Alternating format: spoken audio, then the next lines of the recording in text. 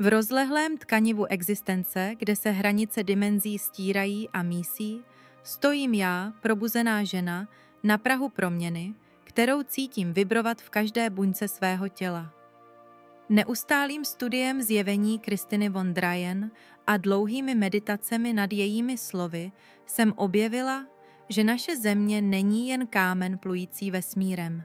Je to živá bytost, která dýchá, roste a připravuje se na vzestup k dosud neprozkoumanému stavu vědomí.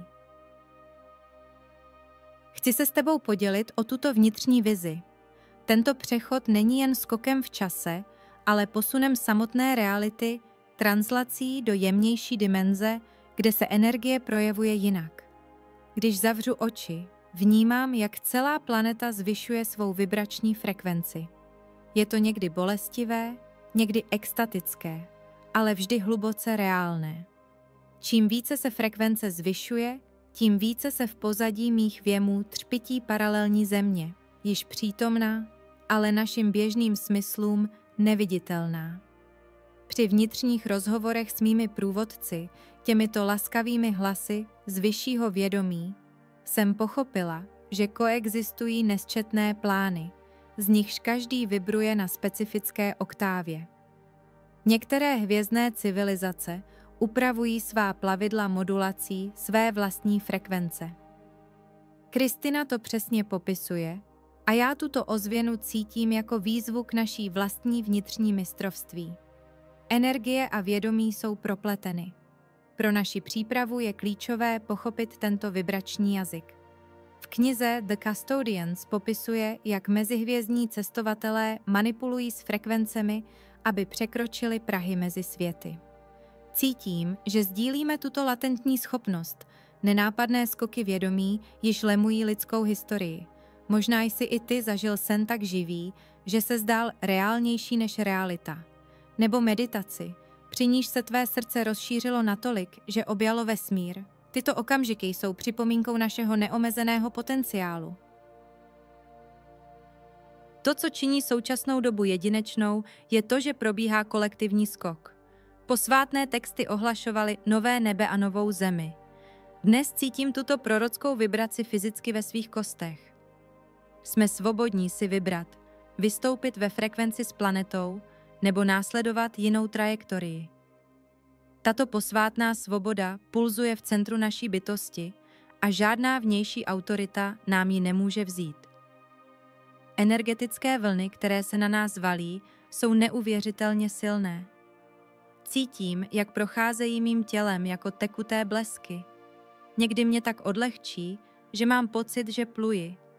Někdy mě postaví tváří v tvář mým stínům a požadují, abych uvolnila staré strachy.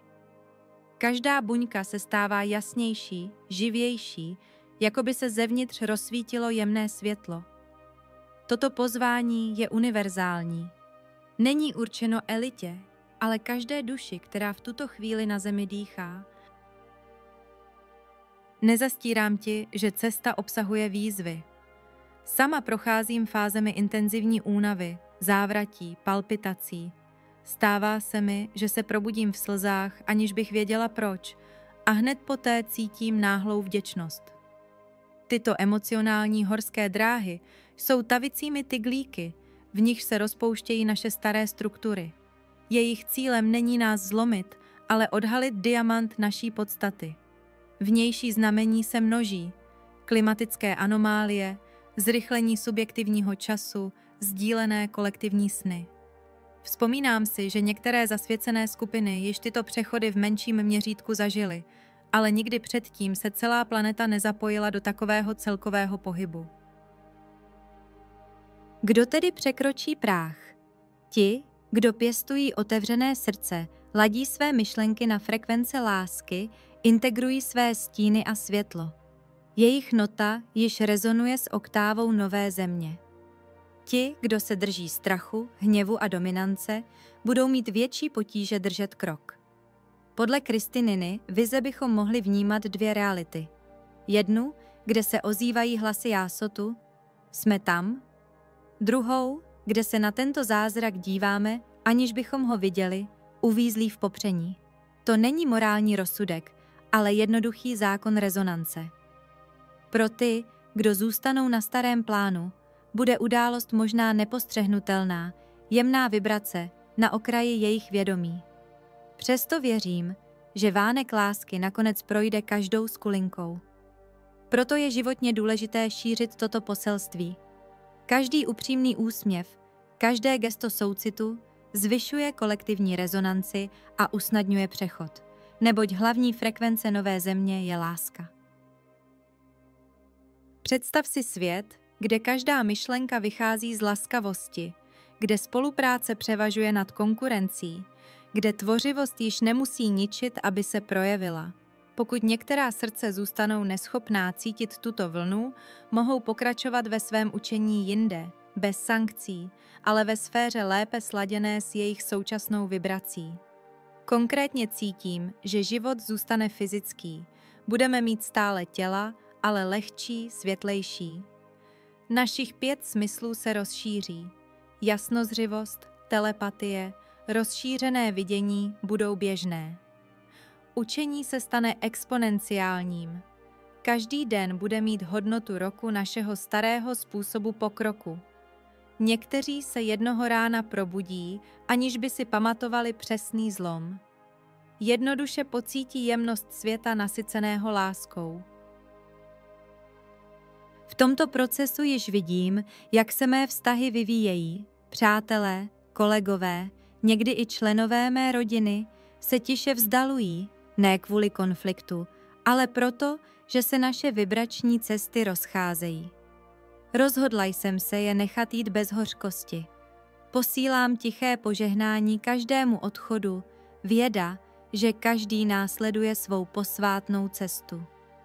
Mohu se vrátit na nižší frekvenci, abych doprovázela, nebo pokračovat ve svém vzestupu a podat ruku zhřebené. Rozhodnutí je na mě a já ctím jejich. Ve dnech, kdy pochybuji, si připomínám, že naléhavost pochází z lásky, nikdy ze strachu. Sednu si, položím si ruku na srdce a dýchám, dokud necítím, jak se vděčnost šíří mými žilami. Pak vstanu, připravena se znovu podělit. Naučila jsem se, že každé slovo nese náboj. Když upřímně řeknu, miluji tě, vlna prochází prostoročasem a dotýká se srdcí, která ani neznám. Proto tě žádám, pokud v tobě tato slova rezonují, abys je předal dál.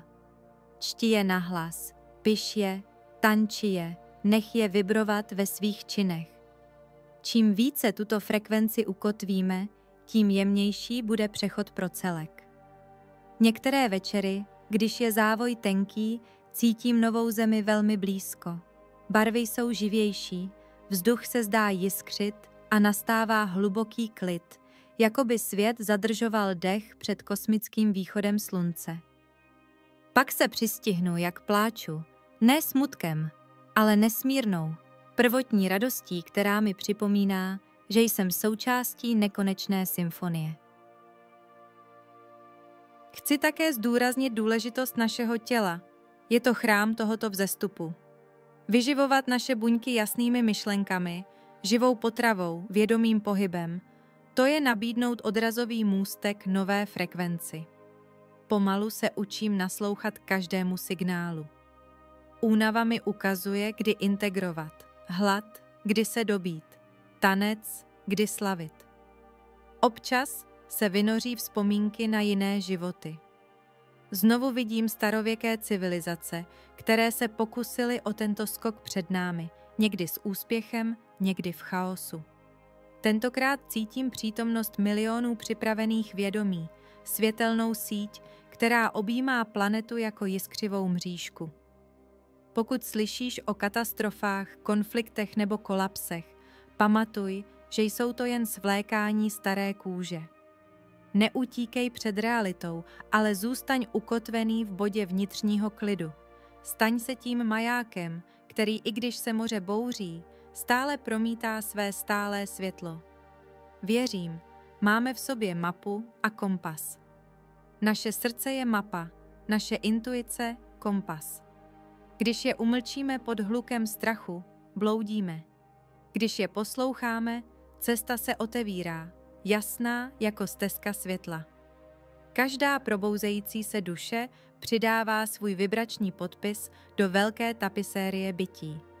Děkuji ti za tvou pozornou přítomnost. Kéž můžeme pokračovat v tomto tanci v rytmu hvězd, vedeni nekonečnou jasností srdce, dokud společně nevytvoříme zářivou zemi, kterou naše sny ohlašovaly tak dlouho.